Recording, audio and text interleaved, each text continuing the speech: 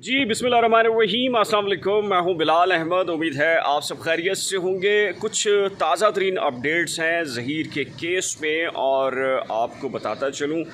एक तो ये कि पेरेंट्स से मुलाकात और सारी चीज़ों के बारे में मेरा ख़्याल है कि जी चीज़ें आपको क्लियर हो चुकी होंगी, लेकिन एक बड़ी ख़बर ये है कि कल जो सो कॉल्ड किस्म के ह्यूमन राइट्स के एक्टिविस्ट हैं उनकी जानिब से इस केस के दो मुल्ज़मान की जो लोकेशन है उसकी निशानदही की गई थी और हमने भी इस बात का ख़दशा ज़ाहिर किया था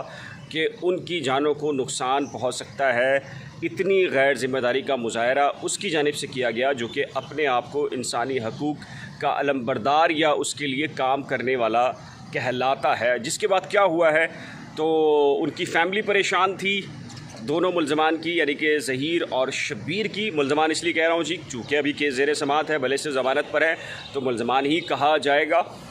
तो क्या हुआ है कि उनके मोबाइल फ़ोन बन जा रहे हैं और उनकी लोकेशन शायद क्या तब्दील की गई है।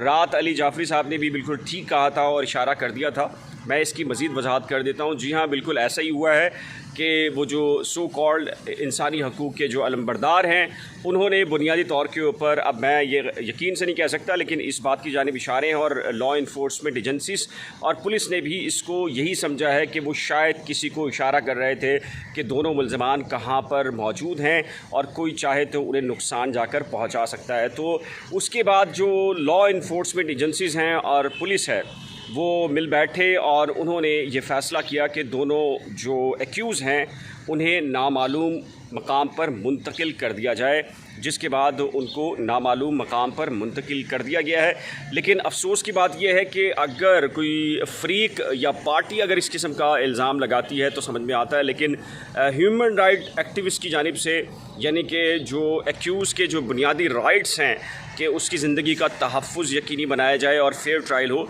तो उसकी जानिब से इतनी गैर ज़िम्मेदारी का जो मुज़ाहरा किया गया है, मेरा ख़्याल है कि जी इस बारे में भी कानून नाफिज करने वाले इदारे अपना कोई किरदार अदा करेंगे। ठीक है कि ज़हीर और शब्बीर की जो लोकेशन है उसको तब्दील कर दिया गया है और उन्हें बाहिफाजत एक खुफिया मकाम पर मुंतकिल कर दिया गया है, क्योंकि बुनियादी तौर पर आपको मालूम है कि इस केस में जो दोनों एक्यूज़ ही नहीं बल्कि जो मुबैना मुकविया है उसके हवाले से भी कितने संगीन नौइयत के ख़तरात लाहक हैं। अच्छा जी, एक और ताज़ा तरीन अपडेट ये है कि आपके इल्म में है कि 4 दिन पहले सबसे पहले मैंने ये ब्रेक किया था कि 164 और उससे पहले जो चालान जमा हुआ है उसमें बड़ी पेशरफ सामने आई है और उसमें 364 और 375 इन दोनों को निकाला जा रहा है। और मैंने ये लाइव शो के अंदर जब बताया तो अगले दिन आपको पता है कि मेन स्ट्रीम मीडिया ने भी इसको ब्रेक किया और फिर उसके बाद बहुत सारे लोगों ने इसके ऊपर मनफी प्रोपेगेंडा करते हुए ये कहा कि जी एक बार मरतबा फिर जो है वो कराची पुलिस और जो लॉ इन्फोर्समेंट एजेंसीज़ हैं वो फिर न्यूट्रल हो गई हैं और वो जो लोग इसमें चाहते हैं कि अपने मतलब का जो फ़ैसला चाहते हैं उनको वो दिखाई नहीं दिया तो उन्होंने इसका प्रोपेगेंडा करना शुरू किया। फिर आपने देखा कि so called human rights activist ने एक प्रेस कॉन्फ्रेंस की और फिर कहा कि जहां वो खड़े होते हैं और वहीं पर वो प्रेस क्लब भी बन जाता है और अजीब अजीब से बातें की और अंदर कराची प्रेस क्लब के अंदर जाकर 10 लोगों को भेज कर वो माफ़ी भी मांग रहे थे और कह रहे थे कि खुदारा मेरे ऊपर से पाबंदी हटवा दें, खुदारा मेरे ऊपर से पाबंदी हटवा दें। उसके अंदर भी क्या नई ताज़ा तरीन अपडेट्स हैं उसको किसी और वक्त लूँगा, लेकिन आपको ये बता दूँ कि ये मामला फिर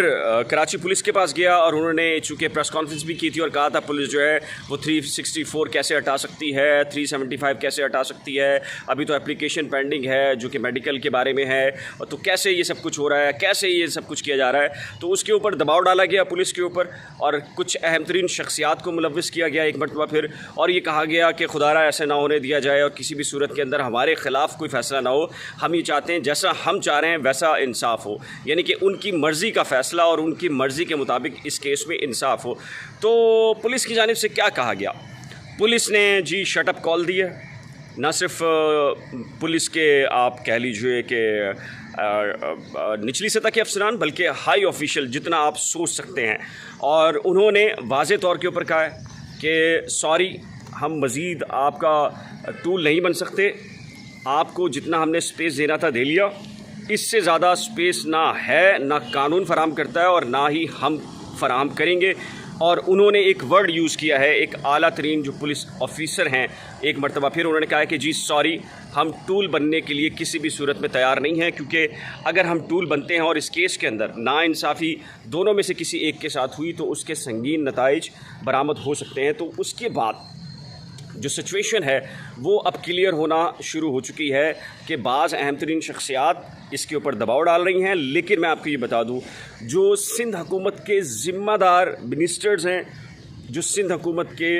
जो ऐसे अफराद, ऐसी शख्सियात, ऐसे वुज़रा जो कि इस बात को समझते हैं कि जी मामले को शफाफ तरीके से लेकर आगे बढ़ाना चाहिए, उन सब की मुत्तफ़िका तौर पर राय यह है कि ये मामला पुलिस और अदालत पर छोड़ दिया जाए, किसी भी नौइयत का दबाव खुद कबूल किया जाए और ना ही अदालतों पर और पुलिस के ऊपर दबाव आने दिया जाए। तो उसके बाद अब सिचुएशन बहुत क्लियर हो रही है और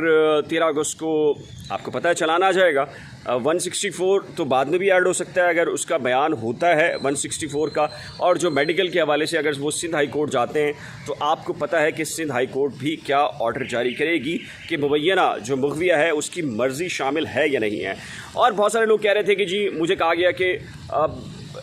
जो मेडिकल है उसके और भी बहुत सारे मकासद हैं। मेरा ख़्याल है जो मकासद दूसरे हैं जो हमने बयान किए हैं और जो लोग ये समझ रहे हैं कि वो मकासद हैं, जो मेरा ख़्याल है कि जो इशारे से समझ रहे हैं वो मकासद भी शायद उनके पूरे होते नज़र नहीं आ रहे, क्योंकि वो वाला मामला भी नहीं है। तो मेरा ख़्याल है मैंने जिस जानिब इशारा किया है बहुत सारे लोग जो समझने वाले हैं वो समझ चुके होंगे। तो ये जो सिचुएशन है वो जो ताज़ा तरीन आज सुबह के वक्त ब्रेक हुई थी कि जी मुलाकात, तो आपको अब अंदाज़ा हो गया होगा कि ये एक प्रोपेगेंडा करने वाले ख़ास कर जो यूट्यूबर्स को हायर किया गया है, पेड कंटेंट है, पेड के साथ उनके अपने ज़ाती मफादात भी हैं, माली मफादात भी हैं, और वो अपनी शिकस्त और जो कानून नाफिज करने वाले इदारों की जानिब से उनके ख़िलाफ़ कुछ अरसे में जो एक्टिविटीज़ होने वाली हैं उससे बचाव के लिए अब उन्होंने रोना धोना शुरू कर दिया है और ऐसी ऐसी झूठी ख़बरें आपको दे रहे हैं जिनका हकीकत से किसी तौर के ऊपर भी सामना नहीं है। मुझे जो लोग देख रहे हैं उन्होंने ये कहा है कि जी ऐसे यूट्यूबर्स को किसी सूरत ना छोड़ा जाए, इनके ख़िलाफ़ जिस भी किस्म के फोरम के ऊपर लीगल फ़ाइट होनी चाहिए, बल्कि की जानी चाहिए। तो मेरा ख़्याल है कि जी देखिए, बुनियादी तौर के ऊपर जो मेरा नाम ले रहा है वो भी गिरफ्त में आएगा, लेकिन एक ख़ास वक्त में आएगा। और जो गैंग कहता रहा है, भले से वो एक फरीक पार्टी हो या जो यूट्यूबर्स हैं, मेरा ख़्याल है उनके गिर्द घेरा तंग होगा,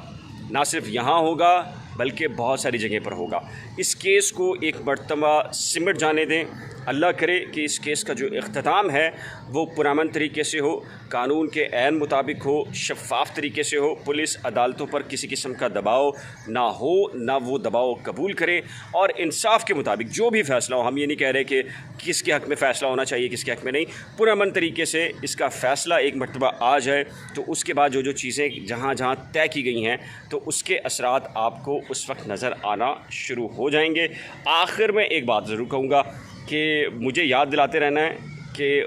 मैंने अपनी वीडियो क्यों डिलीट की, बार बार आपने मुझे याद दिलाना है, क्योंकि मैंने एक बड़ा सरप्राइज़ किसी को देना है, वो बस चंद घंटे या चंद एक दिन के अंदर इंशाल्लाह से। जी अल्लाह हाफ़िज़।